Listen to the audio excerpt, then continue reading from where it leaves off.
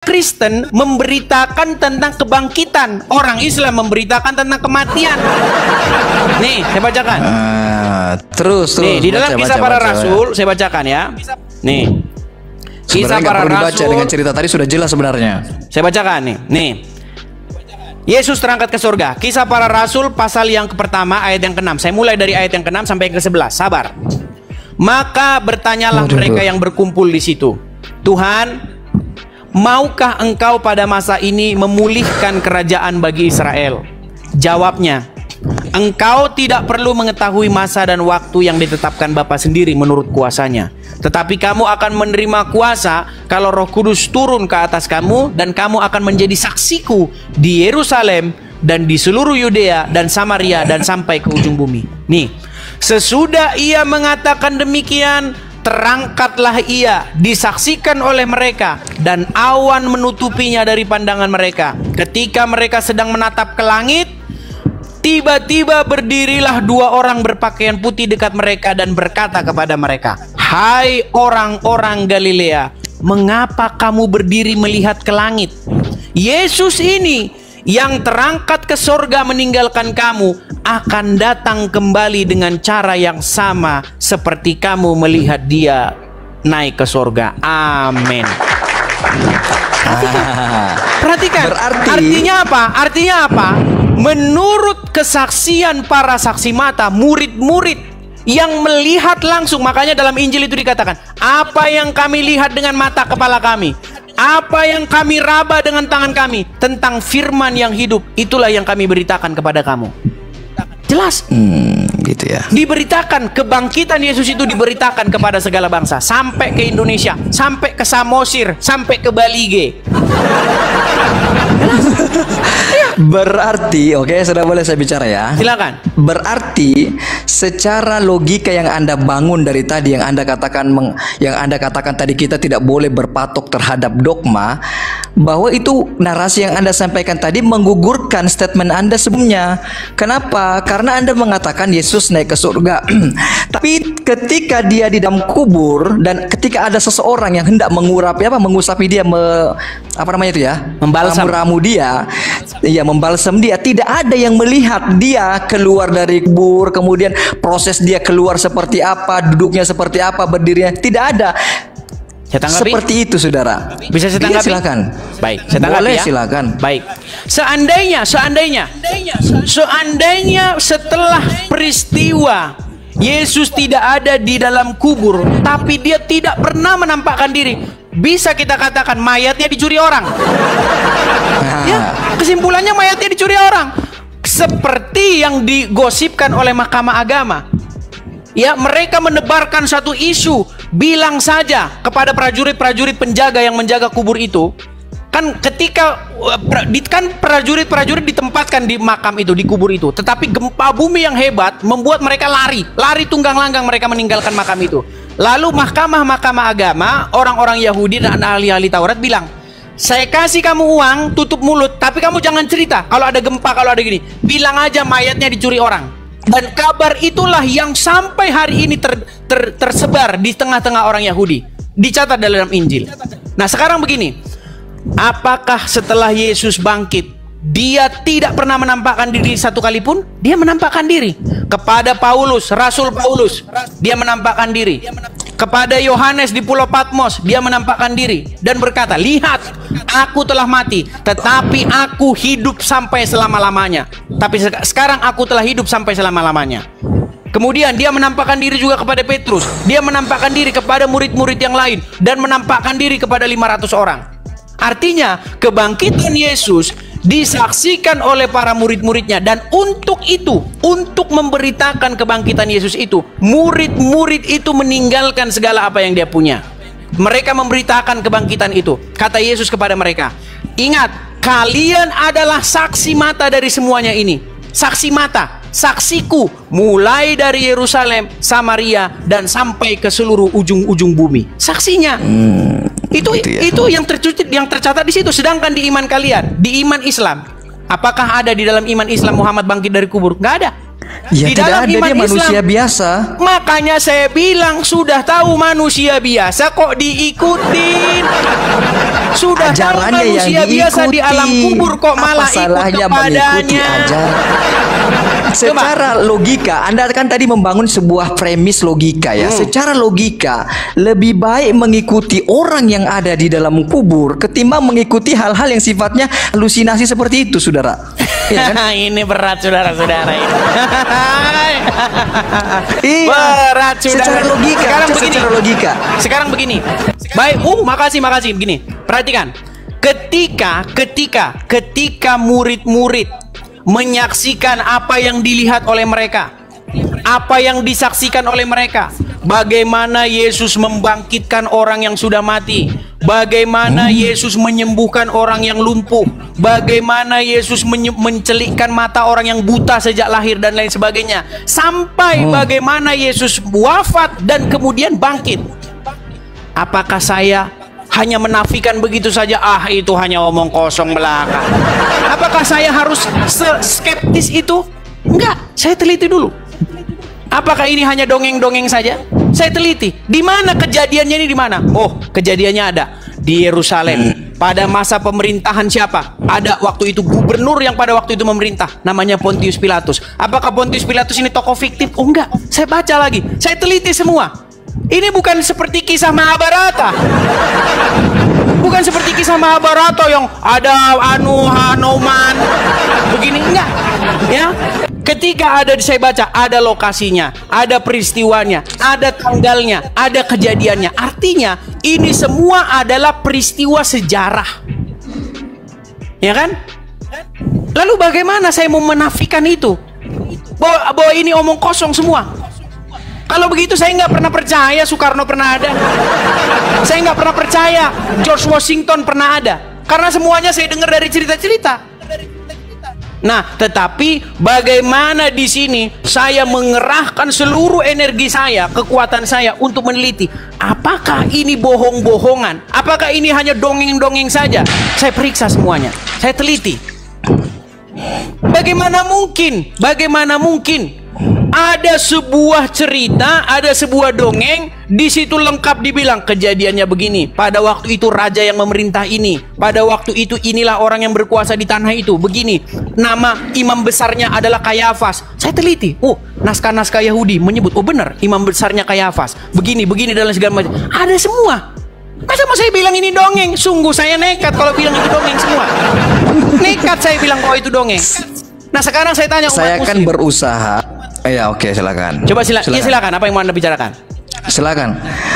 Saya akan berusaha untuk mengembalikan pernyataan Anda barusan dengan sebuah premis yang Anda bangun sebelumnya, yaitu berdasarkan logika. Logika loh, saudara. Logika.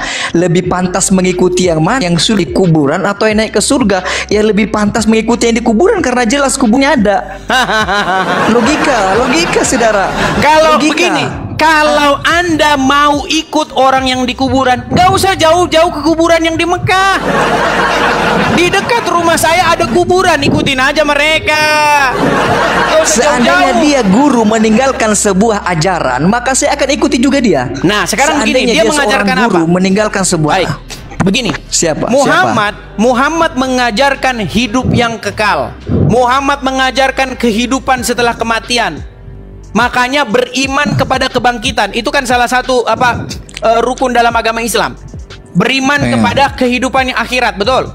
Iya. Nah, sekarang begini. Muhammad mengajarkan itu. Yesus mengajarkan itu. Siddhartha Gautama mengajarkan itu. Guru-guru, para ahli cerdik pandai, Aristoteles dan lain sebagainya. Mereka mengajarkan. Aristoteles dia masih bertanya-tanya dia, apakah benar ada kehidupan yang akan datang? Ya kan? Nah, sekarang begini. Semua yang mengajarkan itu, Muhammad, Siddhartha Gautama, siapa? Semua yang mengajarkan itu, sekarang saya tanya, di mana mereka berada? Apakah mereka masuk? Dengar dulu. Apakah mereka silakan. masuk kepada hidup yang kekal? Sekarang pertanyaan besar, apakah Muhammad yang mengajarkan hidup yang akan datang, yang abadi, yang di situ ada sungai dari Komer, payudara, gadis-gadisnya payudaranya besar, apakah dia masuk ke sana? Tidak, dia Masuk masuk dong. ke kubur. Dia masuk ke kuburan Ke menurut kubur, iman betul. Islam. Betul. Nah, sekarang Yesus yang mengajarkan hidup yang kekal juga. Bahkan dia mengatakan, akulah jalan dan kebenaran dan hidup. Yesus tidak di kuburan. Seandainya Yesus di kuburan sama seperti Muhammad, maka saya akan menyimpulkan bahwa omongan dia itu semua omong kosong.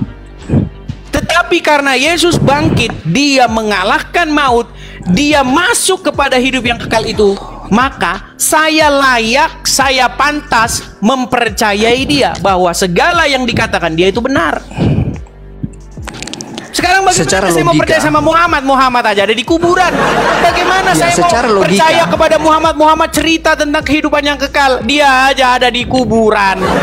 Secara logika, tetap yang di kuburan yang lebih layak untuk diikuti karena dia bisa dibuktikan secara otentik. Sedangkan yang naik ke surga ini tidak ada bukti otentiknya, saudara. Logika, bukan konsep Berat. ketuhanan. Logika. Coba Anda secara Oke, sekarang logika saya dulu, tanya. Anda minta kejujuran Anda. Baik, saya Kejujurannya gini. gimana? Jibril naik ke surga nggak? Enggak, Jibril di langit dia, bukan di surga. Sekarang ada di langit Oke, Jibril. jadi dia naik menghadap Allah nggak di Sidratul Muntaha nggak? Iya. Ada bukti otentiknya nggak? Iya, itu kan doktrin ini iman. Anda Itu kan sudah doktrin makan. iman. Anda sudah makan logika Anda sendiri, nampolin diri Anda sendiri. Nah, itu Anda kan kita saja berbicara percaya. sosok Dengar. yang diikuti. Anda Kita kan percaya. sedang berbicara terhadap sosok yang kita ikuti. Loh, sekarang Ini kita bukan sekarang berbicara logika Anda kan malaikat. begini. Logika Anda begini. Karena naik ke surga, tidak ada bukti otentik, maka kita tidak percaya, betul? Sosok yang kita Aduh, ikuti, kita kan sedang muter berbicara lagi, sosok yang muter sedang lagi. diikuti. Aduh, kita sedang lagi, berbicara muter terhadap sosok lagi. yang sedang diikuti. Kita sedang berbicara terhadap sosok yang diikuti. Catat, Maksud sosok saya yang diikuti. maksud saya begini, Bung Azam. Kita Dengar, nggak Bung ngikuti Azam. Jibril, kita ngikuti sosok yang diikuti. Bukan, saya ingin membantah argumenmu bahwasanya kalau naik ke surga maka tidak layak dipercaya karena tidak ada bukti otentik, betul? Kan itu argumen Anda Betul. tadi. Nah sekarang Jibril di dalam Al-Quran dia naik menghadap Allah ke Sidratul Muntaha setelah dia menemui Muhammad di Gua Hiro, betul? Ada bukti otentiknya? Tak ada. Nah, terus Anda nggak usah layak percaya itu. Saya percaya karena yang menyampaikan hal tuh tersebut kan, orangnya sekarang ada. udah mulai standar ganda. Enggak, tidak standar janda, saudara. Saya percaya karena orang yang menyampaikan itu real, masih ada sampai sekarang di kuburannya, masih jelas. Loh, Lah, sekarang yang begini, ngomong loh, Yesus ini loh, kuburannya apakah mana? yang menyampaikan baik? Apakah yang menyampaikan kebangkitan Yesus? Apakah yang menyampaikan bahwa Yesus wafat, kemudian bangkit, membangkitkan orang mati, mencelikkan mata orang buta, membangkitkan orang yang lumpuh, membuat orang lumpuh bisa berjalan kembali? Apakah naik ke mereka langit. tidak? Apakah mereka tidak ada makamnya? Ada? Para rasul? Enggak, yang sedang sosok yang diceritakan. Iya, betul, artinya betul, begini. ada. Artinya begini aja. Kita ini kan sama-sama tidak menyaksikan. Yang kita betul. lakukan adalah bagaimana kita meneliti kesaksian dari para saksi mata ini.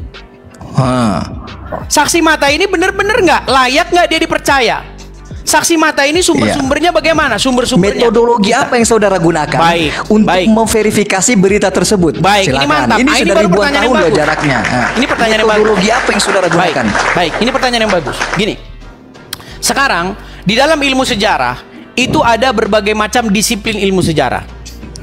Ya, di dalam disiplin ilmu sejarah, sejarah itu dibagi dua. Sumber sejarah maksud saya, sumber sejarah itu dibagi dua. Sumber sejarah primer dan sumber sejarah sekunder. Nah, kita sumber sejarah primer tentang Yesus kita punya. Ya kan? Bagaimana kita bisa menemukan naskah-naskah, manuskrip-manuskrip yang mencatat berita tentang Yesus? Kita masih lihat manuskrip-manuskripnya sampai sekarang masih bisa kita akses. Walaupun ada beberapa di antara buku-buku itu yang telah rusak.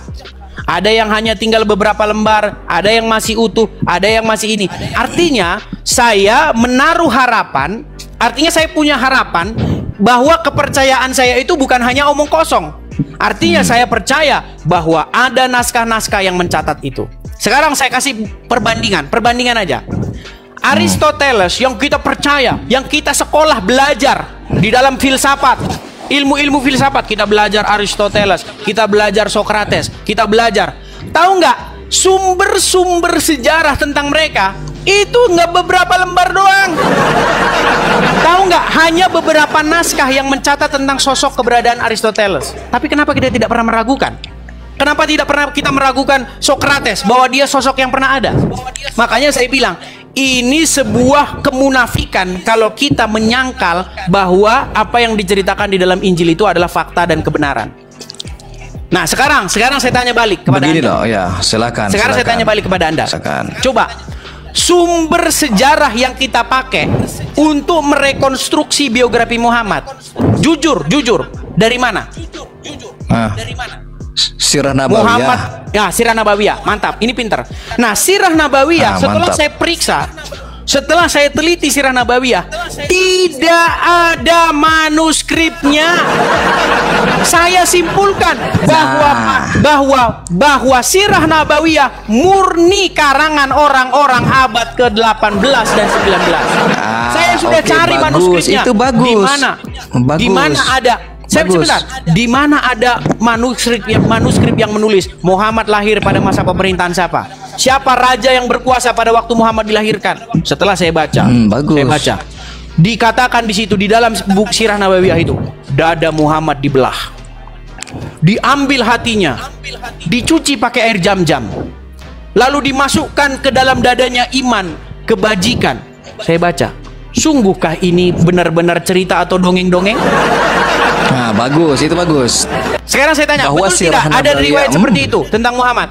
Bahwa Sirah Nabawiyah hadir bukunya pada abad ke-18. Oke, bisa dibenarkan hal tersebut. Tapi Anda perlu telusuri bahwa dari mana isi dari Sirah Nabawiyah itu dikumpulkan dari hadis-hadis yang ada.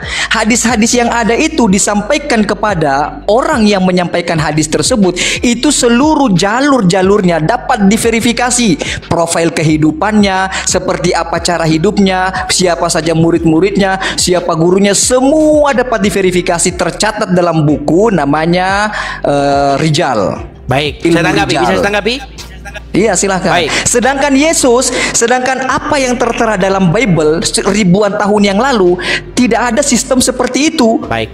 Bahkan kitab Yohanes, Wahyu dan seterusnya itu ada setelah beberapa puluh tahun ke sepeninggalan Yesus. Baik. Begitu, saudara. Baik, mantap. Bagaimana itu cara memverifikasinya? Jadi ini saksi mata versus rantai periwayat.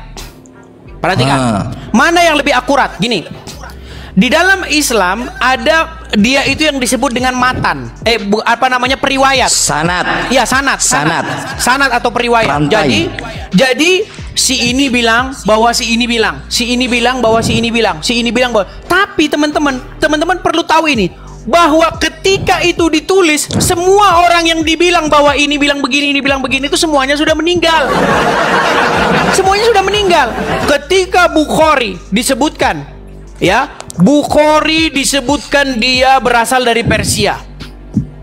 Dalam waktu 16 tahun disebutkan dia mencari-cari apa yang pernah dikatakan oleh Muhammad. Dikatakan 16 tahun.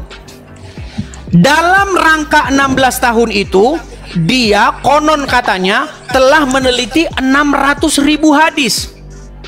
Dari 600.000 hadis itu hanya 6.000 saja yang diverifikasi sebagai informasi yang sahih atau valid, kata Kainama. Valid, ya kan? Nah, dengar begini. Sekarang yang menjadi pertanyaan begini, ini dari umat muslim sendiri yang mengajukan pertanyaan bahwa itu sangat sukar dipercaya oleh akal sehat. Gini, Buya Sakur, almarhum Buya Sakur, Buya Sakur lagi. ketika masa hidupnya beliau, dia sudah pernah menghitung.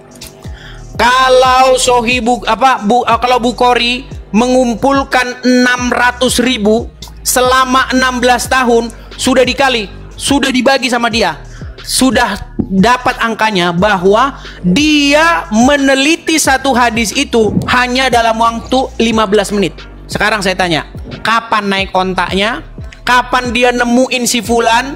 Kapan dia pergi ke sini? Makanya sangat-sangat disimpulkan, sangat-sangat diragukan bahwa Bukhari itu memang melakukan hal yang seperti diriwayatkan.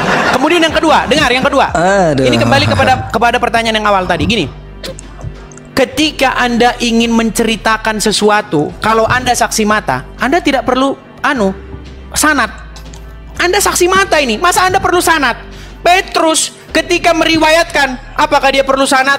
Bahwa katanya Udin 2, Udin 3, Udin 4, Yesus bilang begini. Bukan begitu, saudara. Dengar. Semasa Artinya, Yesus masih dengar. hidup, sampai pada saat ini, Bible adalah keterangan dari para saksi mata. Makanya di situ nggak ada kata Udin. Sedangkan di dalam hadis, emang Markus bertemu dengan Yesus? baik, sekarang saya jawab. Apakah yang Bukhari bertemu dengan Muhammad? Tidak bertemu. Ketika Bukhari mengatakan dari fulan bertemu dengan fulan, apakah si fulan yang disebutkan itu masih ada atau sudah di kuburan? Ada yang masih ada yang sudah di kuburan. Iya, ketika itu diriwayatkan, mata rantainya paling tidak 3 orang di pada mata rantai itu sudah mati semua. Terus apa yang menjadikan hal tersebut tidak bisa dipercayai jika dibandingkan dengan Markus yang tidak bertemu dengan Yesus? Saya kasih tahu, gitu loh. Saya pernah dulu kumpul dengan mahasiswa dari UIN. Ya, saya kumpul dan berdebat dengan mahasiswa dari UIN. Ini orang-orang Gitu udah pasca sarjana. Ya, jurusan mereka adalah jurusan Islamologi. Mereka sangat-sangat kritis semua. Saya bilang begini sama mereka, masih ingat saya, tahun 2015. Saya bilang begini, bro, teman-teman sekalian semua, karena masih mahasiswa kan, saya bilang begini. Ciri-ciri dongeng, biasanya mereka itu tidak bertanggung jawab terhadap tempat dan waktu kejadian. Saya kasih contohnya. Pernah dengar kita semua bagaimana kancil lomba lari dengan siput? Dengan kura-kura? Bagaimana kancil mengakali buaya ketika kancil ingin menyeberang sungai? Kita semua pernah dengar itu kan? Sekarang saya tanya, di mana kejadiannya? Di sungai apa? Karena tidak ada yang bisa diverifikasi. Baik. Tidak ada yang bisa diverifikasi. Kapan waktu kejadiannya? Tidak tahu, tidak ada yang bisa diverifikasi. Makanya saya bilang, ciri-ciri dongeng adalah ketika dia tidak pernah bertanggung jawab terhadap salah satu atau keduanya. Dengar dulu. Apa yang disampaikan? Sabar dulu. Contoh, Malin Kundang. Oke, kejadiannya di Sumatera Barat. Oke, kejadiannya di Sumatera Barat. Legenda Danau Toba, kejadiannya oke di Samosir. Tapi kapan kejadiannya? Tahun berapa? Pada masa pemerintahan siapa? Gak tahu. Tetapi apa yang disampaikan kita simpulkan, makanya kita simpulkan bahwa itu tidak lebih daripada isapan jempol yang dipercaya oleh anak-anak yang pernah sekolah, kan gitu. Dengar, tapi apa yang disampaikan oleh ulama-ulama Islam dalam bentuk dalam bentuk sebuah informasi, dalam bentuk sejarah ataupun keilmuan, itu semua orang-orang yang menjadi mata rantai dapat diverifikasi. Oke, sekarang saya tanya, di mana Muhammad lahir dan pada masa pemerintahan siapa dia lahir? Kita bicara lokasi dan tempat dan waktu. Coba. Dia lahir di Makkah. Pada tahun berapa? Pada masa pemerintahan siapa? Oh, itu yang jelas ada ya, tapi saya tidak hafal kecuali saya buka buku dulu, saudara. Ya, ini saya jujur. Saya mengakui saya tidak hafal. Makanya saya bilang, Robert Spencer dalam bukunya Did Muhammad Exist? Dia membuat satu teori bahwa sosok Muhammad yang dikenal oleh umat muslim selama ini lebih merupakan sosok legenda ketimbang tokoh yang sejarah. Orang Kristen sendiri mengakui Michael Hart bahwa Nabi Muhammad adalah nomor 101 orang dari... Apakah itu berbicara tentang apa? Bahwa dia sosok figur yang nyata, figur yang historikal?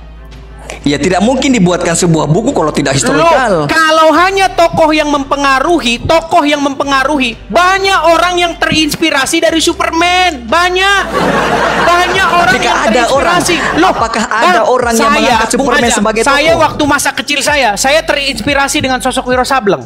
Makanya waktu kecil kerjaan saya bikin kampak naga geni 212. Waktu saya apakah Anda menulis buku? Apakah ada yang menulis buku? Makanya saya bilang Wiro Sableng itu adalah tokoh yang bisa orang diikuti. yang dengar sesuatu yang menginspirasi, tokoh yang menginspirasi kita. Walaupun Michael Hart pernah menulis buku, tokoh-tokoh yang paling berpengaruh di dunia itu tidak menunjukkan bahwa tokoh itu adalah tokoh yang fiktif atau sejarah atau tokoh yang nyata.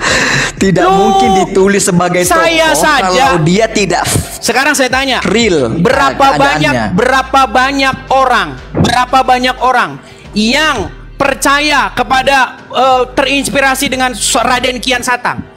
Berapa banyak orang yang terinspirasi dari sosok Wiro Sableng? Berapa Apakah banyak dia dianggap orang? sebagai tokoh? Apakah mereka tokoh yang nyata? Apakah mereka tokoh yang fiksi? Apakah ada yang menganggapnya sebagai tokoh? Hanya Loh, orang itu tokoh DUN yang juga. menganggapnya sebagai Gimana? Tidak ada. Hanya Bang, orang edan yang menganggapnya anak-anak sebagai kecil, tokoh. sebentar, saudara. anak-anak kecil banyak mereka yang terinspirasi dari sosok Wiro Sableng. Makanya mereka main pendekar-pendekaran, Kapak Naga Geni 212. Artinya Ya, sosok terus. itu mempengaruhi anak-anak. Apakah sosok anak itu kecil sosok yang nyata? yang kurang begitu berakal dapat dijadikan sebagai Makanya rujukan? saya bilang seperti itulah kalian. Apakah Michael Hart itu adalah anak kecil gitu ya kan? Loh, sekarang saya tanya. Muhammad lahir pada masa pemerintahan siapa? Siapa raja yang memerintah pada waktu itu di situ? Kalau itu saya belum tahu, tapi jelas ada. Makanya saya bilang, Iya, nanti sangat pada sesi lain saya bisa menjelaskan. Pada sesi yang lain. Kita karena ini kan tidak ada persiapan. sangat diduga kuat, sangat diyakini dengan kuat bahwasanya sosok Muhammad yang kalian kenal itu adalah tokoh fiksi. Tidak. Ada. Kalau Anda kasih saya kesempatan untuk membuka buku ya, Sekarang- mungkin beberapa puluh menit. Anda izinkan Saya nggak akan saya searching membuktikan? Anda izinkan nggak saya untuk menguatkan narasi saya bahwa dia adalah tokoh fiksi? Tidak saya izinkan karena Anda berdiri sendiri takut umat argumennya. akan murtad. Tidak.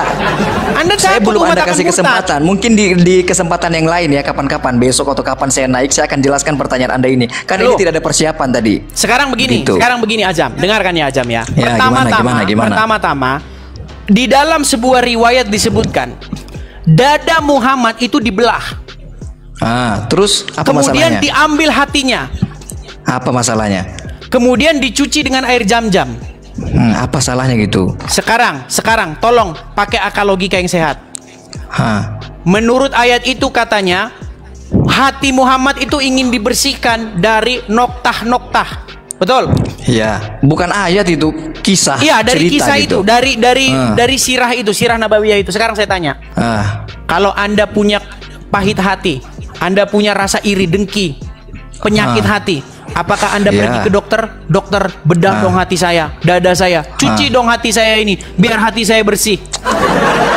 Loh, apa bedanya dengan kondisi Yesus gitu loh? Makanya saya bilang sangat diduga keras itu adalah riwayat-riwayat yang membuat melebih-lebihkan sosok Muhammad ini. Makanya Robert Spencer bilang sesungguhnya Muhammad yang dikenal oleh umat muslim ini lebih merupakan sosok legenda ketimbang sosok yang saudara, kalau hal-hal seperti itu boleh dikritisi dalam Islam, tidak dipersoalkan hal-hal seperti itu. Berarti anda setuju bahwa itu dongeng? Diperbolehkan. Saya tidak menganggapnya juga sebagai dongeng dan Anda saya percaya? Juga memperkenankan orang, saya mempersilahkan orang untuk mengkritisi hal itu. Oke, boleh Anda percaya? itu mau dikritisi. Sekarang Anda pribadi saya tanya, saya apakah percaya Anda juga percaya? kalau ada yang mengkritisi. Enggak, Anda percaya bahwa dada Muhammad Saya dibelah? percaya. Anda percaya? Saya percaya. Oke, saya tunjuk. percaya. Oke, sekarang begini. Sebagaimana Anda percaya dengan Yesus naik ke langit gitu loh. Saya itu percaya murid-murid terhadap hal tersebut. Murid-murid menyaksikan. Sekarang saya tanya. Di situ dikatakan ke dalam dada Muhammad itu dimasukkan iman. Tidak, bagaimana Anda cara mempercayai bahwa yang dikubur itulah yang naik? Sedangkan tidak ada yang sekarang melihat begini sosok, Ajam. tidak ada yang melihat sosok yang keluar dari kubur. Gini aja, dengarkan. Tadi saya sudah jelaskan itu panjang lebar. Sekarang begini. Tidak ada yang melihat. Anda tidak menjelaskan. Kitab Anda tidak itu menjelaskan. Saudara, dengar saudara. Di dalam kitab yang Anda baca tadi dan di narasi yang Anda sampaikan tadi, tidak ada yang melihat ada sosok keluar dari kubur kemudian duduk lalu berdiri. Murid-murid menyaksikan. Yang keluar dari kubur tidak ada. Murid-murid menyaksikan ketika ada sosok yang mendengar malaikat di situ berkata, "Mengapa kamu mencari yang hidup di antara orang mati? Dia tidak ada di sini, dia telah bangkit." Yang berkata itu adalah malaikat. Metodologi apa yang Anda gunakan? Siapa tahu mereka berhalusinasi. Siapa tahu mereka kalau Anda skeptis, skizofrenia. Kalau Anda skeptis, tahu mereka digoda. Iya, masalahnya bukan satu dua orang. Nah, iya bisa. Oke, mereka tidak skizofrenia. Mereka tidak anxiety dan lain sebagainya. Siapa tahu sosok lain, iblis, jin dan lain sebagainya. Baik. Karena Apakah tidak itu ada yang hanya melihat sekali? mata. Apakah itu hanya sekali saja dan hanya terjadi kepada mereka, tidak terjadi kepada murid-murid yang lain? Iya. Ya, itu terjadi juga kepada murid-murid yang lain. Yesus menampakkan diri juga. Saya akan bacakan Tidak. satu Yang penggalan. poin Dengar. utamanya nih saudara, dengar dulu. Poin utamanya ini ketika ada sosok yang keluar dari kubur dan dilihat, itu yang paling penting. Sudah? Supaya tidak ada dugaan bahwa mayat tersebut hilang. Baik. Ketika Baik. ada yang melihat, oh dia keluar dari kubur nih, dia lagi bangkit nih, Saya dia lagi bacakan. berdiri nih. Saya Secara bacakan. detailnya seperti itu semestinya. Justru kalau ada yang melihat Yesus bangkit, oh diintip-intip, wah bangkit tuh. Justru itu omong Nah, kosong. iya gitu. Justru itu omong kosong. Itu Karena apa? Dengarkan. Karena peristiwa itu terjadi di dalam kubur. Kubur itu ditutup oleh batu besar, iya. ditutup untuk menutupi lubang kubur itu. Kemudian di situ ditempatkan prajurit-prajurit menjaga. Nah, ketika Yesus bangkit, disebutkan di dalam itu terjadi gempa bumi yang dahsyat sehingga batu itu terguling. Nah, ketika batu itu terguling, ketika murid-murid datang untuk meminyaki Yesus, ya kan? Meminyaki Yesus, Kubur sudah kosong. Di situ dilihat kubur itu kosong dan batu Nah, sudah berarti terguling. tidak ada yang melihat. Nah, Tidak ada yang melihat berarti kan? sekarang apakah hanya berhenti di Apa situ? bedanya dengan Nabi Muhammad SAW Baik, tadi? sekarang yang di apakah belah Yesus tidak dadanya? menampakkan diri? Sama-sama tidak ada yang melihat. Sekarang Sama-sama Yesus tidak melihat. menampakkan diri tidak? Saya bacakan ya, saya bacakan. Nih, saya bacakan. Ketika dia menampakkan diri, Sebentar, saya bagaimana bacakan dulu caranya Anda aja. memverifikasi Saya bacakan itu dulu Yesus aja, atau biar pihak enak. lain? Baik, saya oke, bacakan dulu. silakan, Nih. silakan. Saya bacakan ya, nih. Saya bacakan ya. Bagaimana tertulis di dalam sini. Saya buka Lukas pasal yang 24 karena terlalu panjang. Saya akan kutip saja inti-intinya begini ya. Lukas itu dari mana tuh? Dia tidak bertemu dengan Yesus kan? Aduh. Dia menyelidiki kan? Ini Dia menyelidiki nggak? Ini Anda namanya Anda mengalami sindrom skeptis Kok yang luar sindrom sih? biasa. Baik. Enggak, kan Anda dari tadi berusaha membangun sesuatu dengan logika. Dia Oh, kan tidak jelas. bertemu dengan Yesus. Maka metodologi apa yang dia gunakan Baik, untuk menyampaikan informasi tersebut? Lukas sendiri dalam pembukaan Injilnya dia berkata, setelah aku menyelidikinya dengan seksama dari para saksi mata. kan? Loh, namanya sebuah laporan hasil penyelidikan itulah yang kita pakai sampai hari ini, bahkan di dalam peradilan kita. Ketika polisi lanjut. menyelidiki, mengumpulkan bukti-bukti, mengumpulkan saksi-saksi, kemudian membawa perkara itu kepada penuntut umum dan penuntut umum membawa perkara itu kepada hakim. Maka Kalau hakim dalam memutuskan apakah peristiwa itu, loh, bagaimana Anda Ya, oke. ini adalah kalau metode standarisasi yang masih kita kalau pakai dalam sampai hari ini. Kalau dalam standarisasi kita uji tidak memenuhi kriteria, Loh, itu sebenarnya sekarang menjadi saya tanya. kitab Baik. KUHP, Sekarang saya tanya. cocok. Ini ada hakim nih, hakim. Iya. Oke? Hakim berdiri. Boleh, kalau di dalam sistem pidana boleh hakim dipakai. berdiri dengan jubah kehakimannya. Baik. Dia sebagai wakil Tuhan, dia ingin memutuskan sesuatu. Dia bilang begini. Ada orang membawa perkara kepada dia. Dari mana kamu tahu itu semua? Kata hakim. Dari mana kamu tahu itu? Pak Hakim, saya seorang penyidik. Saya sudah meneliti perkara ini. Saya sudah kumpulkan bukti-bukti, keterangan para saksi mata. Saya kumpulkan. Saya bawa ke hadapan Anda, Pak Hakim. Silakan diperiksa. Baik, saya akan periksa perkara itu, kata hakim. Sekarang yang kedua, ditanya sama hakim, dari mana kamu tahu itu? Pak Hakim, saya dari Gua Hira. Kemudian ada yang menyampaikan, hakim langsung bilang begini, ini martil melayang ke kepala kamu ini, pergi kamu sana. Makanya saya bilang, metode di dalam Injil ini adalah metode yang benar-benar ilmiah, akademis, ya kan?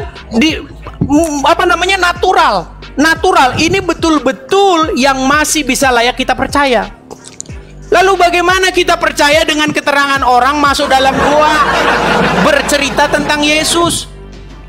Aduh, gimana ini kita ini? Masih bisa dijawab. Orang yang dari gua tadi menginformasikan tentang Yesus atau tentang orang-orang terdahulu, dari mana dia dapat info? Sedangkan dia tidak bisa baca dan tidak bisa tulis. Makanya itu justru menjadi Dari mana dia dapat pertanyaan. info? Menjadi Dari pertanyaan. mana? Ya, dapat info dari mana dia? Oh, jelas dari Ayo, ngarang. Nah, bagaimana caranya dia Baik. mengarang sedangkan dia tidak pernah mendapatkan Baik. informasi? Saya sudah meneliti, saya sudah baca Bible. Bagaimana Anda meneliti? Saya sudah baca Coba, Al-Quran. bagaimana? Saya teliti keduanya bersama-sama. Ya, Sulit, bagaimana? sangat sulit bagi saya untuk tidak menyimpulkan bahwa Al-Quran melakukan plagiatisme terhadap Bible. Iya, ke plagiatisme lagi. Plagiatisme lagi. Sekarang Al-Quran mengklaim bahwa dirinya adalah kitab yang melengkapi, sempurna sebagai batu ujian. Betul? Sekarang betul. saya tanya, Yesus jelas disalibkan, wafat, kemudian bangkit. Menurut Al-Quran, sekarang saya tanya, orang-orang Wahyudi, mereka mencari-cari Isa atau Yesus dan ingin menyalibnya, betul? Orang-orang Wahyudi yakin gak Yesus itu dinaik ke langit? Baik. Orang-orang Sekarang poinnya di sini. Dikatakan di dalam surat An-Nisa ayat ke-157, wa ma qataluhu wa ma salabuhu walakin syubbiha lahum. Betul? Betul. Nah, sekarang dikatakan begini, mereka tidak menyalibnya dan mereka tidak pula membunuhnya, melainkan yang diserupakan bagi mereka. Betul? Betul. Saya tanya orang Islam, saya tanya Anda sekarang, berarti Ya. orang-orang ingin menyalibkan Isa atau Yesus, tetapi Allah membuat ada orang lain yang wajahnya itu diganti menjadi wajahnya Isa, rupanya dibuat menjadi rupa Isa, lalu dialah yang disalibkan. Iya. Iya, betul. Artinya dia ditumbalkan. Ya, ada orang yang ditumbalkan, betul. Oke. Baik. Jadi ajaran tumbal itu ada dalam ajaran Islam. Ya kan? Jadi ada orang yang tidak dengar dulu. Ada orang yang tidak tahu apa-apa. Entah istrinya nanti juga nggak tahu kalau itu dia, anaknya nggak tahu kalau itu dia, orang tuanya nggak tahu kalau dia tahu dia. Tahu-tahu mukanya dirubah jadi muka Isa dan dialah yang disalib. Nah, pertanyaan saya, di zaman itu kan di dalam Bible sendiri diakui bahwa memang ada jangan orang ke yang Bible mukanya dulu. mirip dengan Yesus. Anda mengatakan Quran lengkap. Anda mengatakan Quran lengkap. Iya. Anda mengatakan Quran penyempurna. Iya, Kenapa Anda iya. harus bersandar lagi kepada Bible? Tidak, saya tidak bersandar kepada Bible. Saya hanya mengembalikan apa yang Anda Quran sampaikan. bagi Anda? Tidak cukupkah Quran bagi Anda? Cukup, lebih Baik. dari cukup. Lebih Sekarang dari begini, cukup. sekarang begini. Ketika orang-orang itu salah salib, mereka malah menyalibkan sosok yang bukan Isa. Apakah mereka tertipu? Siapa yang tertipu maksudnya dalam hal ini? Mereka yang mencari-cari Isa dan hendak menyalibkannya, tetapi mereka malah salah salib orang karena wajahnya dirubah oleh Allah menjadi Isa. Apakah mereka tertipu? Dan orang-orang yang memandang, apakah mereka tertipu?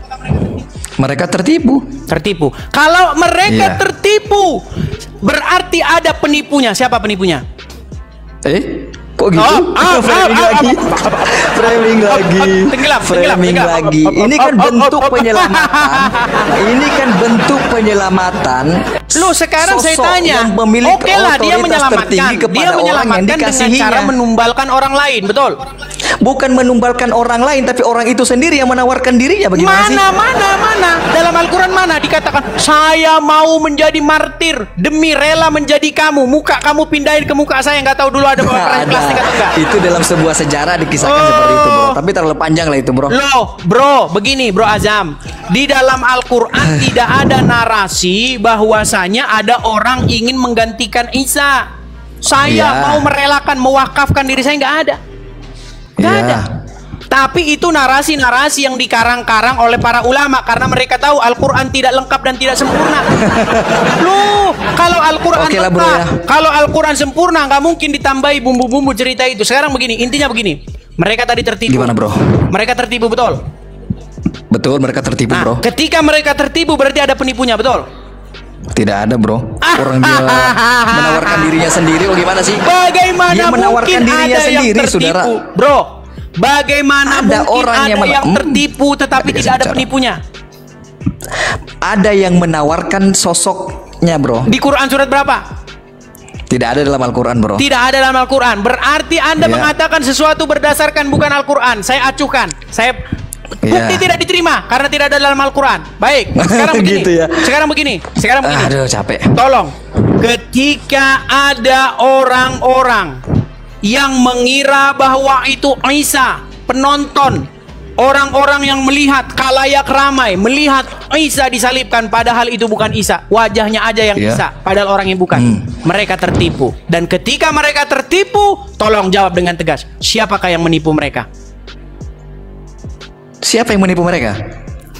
Lihat. Pertanyaan saya, siapa yang menipu mereka? Loh, Anda jawab. Ketika Anda jawab. gini, Siapa yang menipu ketika mereka? ada sosok yang menawarkan dirinya, apakah tidak ada dari dalam hal tersebut? Al-Quran orang menawarkan diri menggantikan Isa. Itu akal-akalan Anda saja. 17.000 orang menyaksikan secara langsung di TikTok ini. 17.000 Nanti kita lanjut lah bro ya. Berikan jawaban kepada kaum Nanti kita lanjut, muslimin bro. wal muslimat. Silakan jawab. Nanti kita lanjut ya bro. Nanti kita lanjut besok. Lari. Enggak lari. Saya izin. Anda bisa Izin, lihat ya. saudara. HP saya dicas ya. Anda bisa